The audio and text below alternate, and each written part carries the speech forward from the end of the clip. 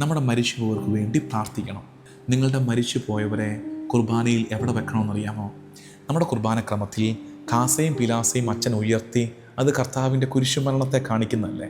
ക്രൂസിഫിക്ഷനാണ് depict ചെയ്യുന്നത്. കാസയും പിലാസയും ഉയർത്തി, അതിനുശേഷം അത് ബലിപീഠത്തിങ്കൽ വെച്ച് ഒരു തുണി ഇട്ട് മൂടും. ശോശപ്പ, കാപ്പയുടെയൊക്കെ തുണിയുടെ മെറ്റീരിയലുള്ളൊരു തുണി ഇട്ട് മൂടും, ശോശപ്പ ഇട്ട് മൂടും. അത് മൂടുന്നത് എന്താണ്? കർത്താവിൻ്റെ ഖബറടക്കമാണ്. He's buried. കർത്താവിനെ കല്ലറയിൽ സംസ്കരിക്കുകയാണ്.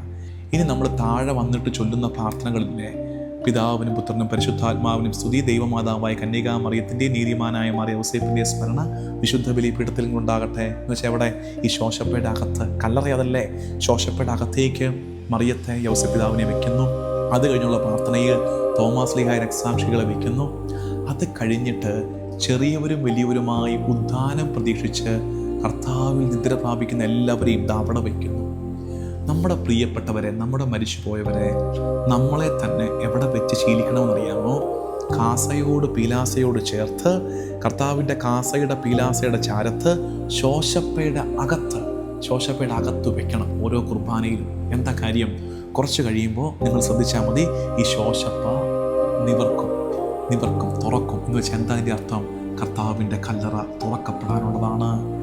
കർത്താവിൻ്റെ കല്ലറ തുറക്കപ്പെടും. അപ്പം നമ്മൾ വെച്ച പ്രാർത്ഥന, നമ്മൾ സമർപ്പിച്ച പൂർവികർ, നമ്മുടെ നിയോഗങ്ങൾ, അതിൻ്റെ മേലൊക്കെ ഉദ്ധാനത്തിൻ്റെ അനുഭവം ഉണ്ടാകുമെന്ന്. അതല്ലേ പൗലോസ് ശ്ലീഹ പഠിപ്പിക്കുന്നത്? കർത്താവിനോട് ചേർന്ന് സംസ്കരിക്കപ്പെടുന്നവർ കർത്താവിനോട് ചേർന്ന് ഉയർത്തെഴുന്നേൽക്കപ്പെടും. അപ്പം കർത്താവിനോട് ചേർന്നുള്ളൊരു മരണത്തിന് നമ്മൾ ഒരുങ്ങണം. നമ്മുടെ പ്രിയപ്പെട്ടവരെ അവിടെ കാഴ്ചവെച്ച് പ്രാർത്ഥിക്കണം. നിങ്ങൾ നിങ്ങളുടെ ബന്ധത്തിലും അടുപ്പത്തിലുമൊക്കെ വാർദ്ധക്യത്തിലേക്ക് എത്തിയിരിക്കുന്നവരോട്, മരണക്കിടക്കയിലേക്ക് എത്തിയിരിക്കുന്നവരോട് രമ്യപ്പെടണം. ഒത്തിരി ദ്രോഹം അവർ ചെയ്തിട്ടുണ്ടായിരിക്കും, പോട്ടെ, സാരമില്ല.